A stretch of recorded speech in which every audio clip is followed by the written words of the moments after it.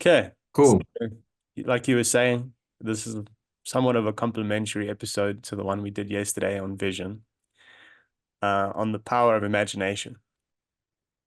I'd love to hear your thoughts on it and like where you want to go with this question. So, Yeah, to you. for sure.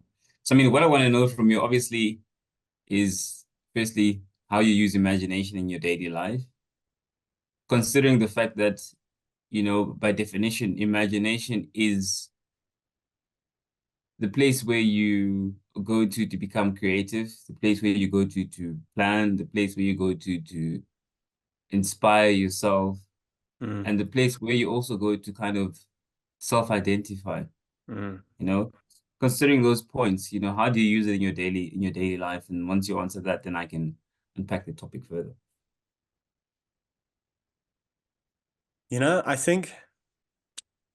I think people often are using their imagination without realizing it in a lot of ways.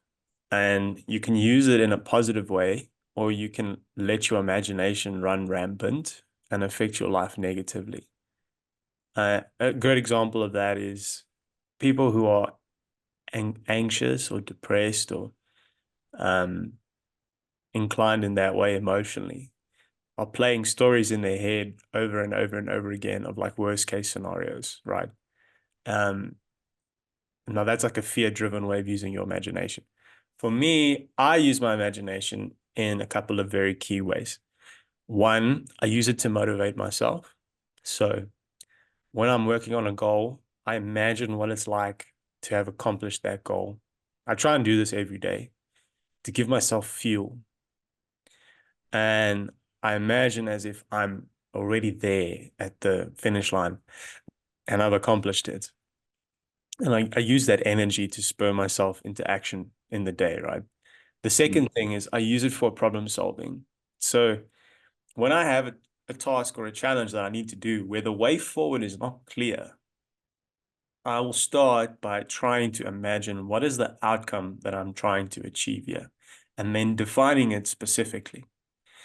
And then once I've done that, I try and work backwards from that point to where I am right now. And I use my imagination to do that. Um, so that's like a specific to me, but I would just say one thing as well on the subject of imagination. If you think about imagination from a species level, you could argue that pretty much all growth and innovation and improvement that we've had as a species has been driven by imagination. yeah. Because imagination it's essentially using your consciousness to see things that don't yet exist and to create something. Of course, there's creation via accident, which is a big part of it, but often creating is driven by your imagination of you saying, what could be? Mm, What could be that's not yet here? mm, So, mm, mm. what about yourself? So well said. And I think in terms of how one uses imagination, I think we're in the same box there. I think most people are. I like the fact that you divided it between you can use it for you or against you, right? Mm, And it's about making the conscious effort to take advantage of it and use it for you. absolutely. But also, I would like to touch on is the fact that, you know, um, your imagination is your reality as well, Mm, right? And like something that I've been exploring over the years based on my, analysis of imagination and where I place myself in the world is that we all live in the same physical sphere, but our worlds are totally different because of how we imagine things, right? And I mean, there's a component of reality that is like what you have around you. And then there's a component of reality of how you see the world and how you imagine the world. And I think for me, the component of how you see and how you imagine the world is your real reality, yes. not what you have around you. Yeah. So, in order to like really refine yourself as a human being, you need to kind of understand what world you're living in by tuning consciously into your imagination and then assessing whether your imagination is working for you or against you. And what I do in my life is that I use my imagination as a playground, you know? And yes, using it for me is also a really great thing, but I also use my imagination to assess situations where things would not work for me, in terms of understanding risk, um, not doing foolish things, Yeah, because it's also only when you're able to imagine the consequences of something that you're able to make an accurate decision, you absolutely. know? And then last but not least, for me, the imagination is something that is very interesting because I think it's not something that science can necessarily define, because I don't think it's fully understood. But for me, the imagination is also a very spiritual part of a human being in the sense that you have your imagination, but I believe that your imagination is also connected to the universe. So like, there's universe is spelled like universe, but Hmm. essentially the true meaning of universe is like you. So YOU verse, Sure. right? So through your imagination, you're able to tap into what I always speak about, the universal storehouse of intelligence. Mm, So when you're deep in imagination, everyone taps into the same source of intelligence, which is the great divine, mm, right? And that's why, like I said to you, sometimes two, three, four, five people can think of the same idea. 100%. How? Yeah. Your imagination has allowed you to access the universal source of intelligence. Yeah. I mean, I'll give you a great example. I mean, four car companies were started around the same time across the world, right? And two of those car companies didn't know that there was other car companies on the other side of the world developing the same thing. Mm, You know, transport, boats, mm, using donkeys, horses, mm, etc. Civilization was happening in different parts of the world, but the creations were quite similar, just different in the execution. 100%. And it's, You know, yeah. So I was just going to say, it's also probably a byproduct of the shared human experience where, these 100%. innovation is generally a response to a need, right? You don't Yeah. create just to create, you create because you have a need. And we Yeah. have, as humans, we have the same needs. And so this act of creation where there's things happening on the other side of the world, it's driven by this. It's like For a sure. shared human experience. 100%. And it's so powerful that you say that, right? Because I mean, if I look at a modern day uh examples like Facebook or WhatsApp and then WeChat in China, Mm, same thing, concepts launched around the same time. But when the founders were working on it, they were both not famous. Zuckerberg was in his little dorm, sure. and the guy who was creating WeChat was also in. But these guys started this 3 years before they were both aware of the fact that there's someone else on the other side of the world who's working on a similar type solution. Absolutely. So obviously, the shared human experience is a real thing, but I do believe that like we will tap into the same source. When you're at the right vibration, Yeah. you can really tap into that same optimal source of true and higher intelligence that really inspires creativity, refines your imagination, and then therefore allows you to build a real clear vision for yourself in the future based on the fact that you've developed your foresight Mm, accurately. So yeah, for me, that's obviously what imagination is. And I mean, leading on to the next question, I want to know how you use it strategically, right? Because I mean, you spoke about how you use imagination on a day-to-day basis, mm, understanding the fact that, day to day is not enough when it comes to your imagination. What do mm. you do, like, strategically use it to advance yourself in life, outside of your day-to-day rituals? Well, I would say the biggest example would be goal setting, which is not a day-to-day thing. Goal setting, you can do it day to day, but like we spoke on the episode yesterday, the best operators, in my opinion, are those who can dance between the macro and the micro, right? And I guess you could say imagination can be used in a macro level and a micro level very well. And there's different applications for it. Mhm. So, from a macro perspective, we're talking about goal setting. And there are some goals that are projects. They're not goals because they're projects that are made up of key results. that make up this larger goal, right? So it's like, let's say you have the objective of giving your child great education, right? It's relevant because we were talking about it just now. Education in itself is a multi-layered thing because it's not just exposure to information, it's also experiences, it's skills, it's character traits, and every one of those is a separate result, right? So that's why you say education is the project, but the key results are made up of different things. 100%. It's the same as saying, if you were to say, I want to be the best version of myself. Well, now that's a big project because there's different aspects to you. You can be well read, but now your body's underdeveloped, or you can be in great physical shape, but your emotional maturity is poor, etc., etc., etc. So going back to the original question, it's like I like to use imagination on a macro level where I imagine, okay, what is important to me and what do I want in each area of my life that's important to me? Mm, mm, mm, And then, yeah, like you were saying just now,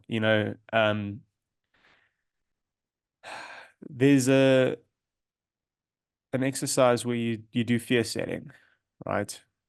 I think I might have spoken about it before, but essentially with fear setting, what you do is you define something that you're afraid of, and then you say, what are the consequences of this thing? If the thing that I fear became a reality, how can I prevent those consequences? So that's like the defense of imagination, where you are trying to protect the downside and prevent disasters from occurring in your life as much as you can. mm. Um, so yeah, I guess offense would be goal setting. Defense is disaster prevention Yeah. So well said. on a So macro. well said. So well said. So well said. And I mean, I like that, right? Especially the defense, disaster management, Mm, right? Because like I think oftentimes if you drive your imagination to only inspire positivity, you also become unrealistic, right? sure. Because the imaginative faculty functions in a way that you direct it to. Yes, And it can also become quite fictional, you sure. know, and even to a certain extent unrealistic, you know. So to have that fine balance, obviously not being too pessimistic in the way you think, but being able to be extremely optimistic, but also benchmarking between what is now, fictional. I would And I would another thing argue that if you spend too much time in the macro, that's when you become unrealistic for sure, because the micro is the execution. for And sure, when you execute on something, that's when you get a experience of reality and you get information. You know what I'm saying? 100%, Like we all know those 100%, people who they have a million ideas, but they never follow through on any of them. for That is the sure, for person who sure, has spent all of their time in the macro and their imagination has become unrealistic. 100%. And I like what you've said there, right? Because I'm not sure if you've heard about the be do have paradigm, right? No, So tell me. to to to, to explain it, I mean, modern success philosophy is almost telling you to do, be, and then have, Hmm. Okay. right? Which I'm not gonna say is wrong, but it's the long way around in terms of achieving something. So it's telling you whether you don't believe in yourself or whether you do, just do it first. And the action will then inspire the belief. Hmm. And then through having the action and the belief together, you'll then have. Hmm. But the original success philosophy, if you look at it, dating back to, I mean, the first success philosophy was religion, you Sure. know? And then if you look at the greats like Napoleon Hill, even the Stoics, they Hmm. first speak about um, believing, thinking it, right? Because that sets the tone for the frequency that you'll be in, right? Hmm. And when you're in the right state of mind, you should then do, Hmm. right? Because now when you do something with incremental faith, your mindset is good, your imaginative faculties are at an all-time high, your motivation is great, and yeah, like I said, you're just stronger force as a Mm, totality. mm. And then after that, you will have. So I think when you follow it based on the original success philosophy, it's a lot easier to not burn out Mm. because the basis is faith, the basis is the imagination, not the action, Yeah, as opposed to the other way around. You get people who go into it and the basis is the action. But sometimes you can do all the action you want to do. But if this is not there and the imagination is not there, you give up. 100%. Right. And 100%. that goes back into the topic of like vision that Yeah, we spoke about yesterday and foresight, yeah, right? As much as we are beings who need to thrive and succeed on doing something in order to realize it materially, the true foundation of all that action is in your mind. And if you don't get that right first, yeah. then you will burn out. And Absolutely. that's why it's all about those who persist the most. Those who persist the most weren't necessarily the ones who were doing it right, but the ones who had the imaginative faculty to continue to inspire themselves, to keep going, even though they were not the best or doing it in the best way. 100%. Yeah. 100%. So, yeah, I want to know your thoughts on that. I mean, I know obviously you have very different ways that you've tried in terms of how you inspire yourself and how you get forward. No, I What are your agree. thoughts? I agree. So my the way I look at it is like this. Why it's important to think and believe first before you act is because it shapes the way you will act. And it shapes the sincerity and the intention and the effort that you'll put into your actions. You know, I'm going to wrap it up because I see your time's going to be done now. But if I could just give a good example, it's like Abel and Cain from the Bible, right? Mm, Where Abel sacrificed his best lambs to God, and God showed favor on him because of that. And mm, Cain, he sacrificed his harvest, but it's almost implied in the Bible that his sacrifice was not of the same magnitude as Abel's. mm, And the one you could argue that one of the reasons why his sacrifice was insufficient was because he didn't have enough faith in his sacrifice that it was going to be worthy or that it was going to be worth it. And so, what I would say is in your labor, in your daily action, if you have vision, if you have imagination, you can imagine the results you're going to get from the sacrifice. It mm, changes the way you're going to do it and the nature that you're going to do it. So instead of just going through the motions, you're pushing yourself, you're stretching yourself, you're giving your best effort. That's what I would say as an example. wow, wow, wow. And I like that, right? Because that speaks to return-based effort. Mm, I mean, what drives you? A return, sure. right? And I think also when you think like that, you also are likely to work in a purposeful manner, Yes. right? As much as we say purpose has got nothing to do with the return, there is an element of return, and the return is feeling alive, you Yes. know? And I think for most of us that are chasing a worthy goal, the goal we're chasing makes us feel alive, right? The day-to-days make you feel alive. Yeah. There is a byproduct, which is Yes. reward, finances, and all that type of stuff. But what really keeps you going is the fact that it gives you this zest of I'm alive and I'm a human being, Yes. and I'm going to continue to do what I'm doing. And I think that's what you get rewarded for, right? Absolutely. Because that I'm alive feeling is the sacrifice, it's the ups and the downs, right? I'm just a human being. Um, and then the byproduct of rewards and all that come in direct correlation to the feeling of being alive that you've went through over the years. And I think that's the classic example of what you spoke about there with Abel and Cain. Mm. He probably gave away his lambs, but those lambs meant so much to him Yes. in comparison to The the crops. other who gave crops, which meant probably Yeah, nothing to not him. much to him. Yeah. They were rewarded in alignment with that. So yeah, the universe is interesting. But yeah, I think what you get in life is purely dependent upon what you feel and the sacrifices that you make, Mm.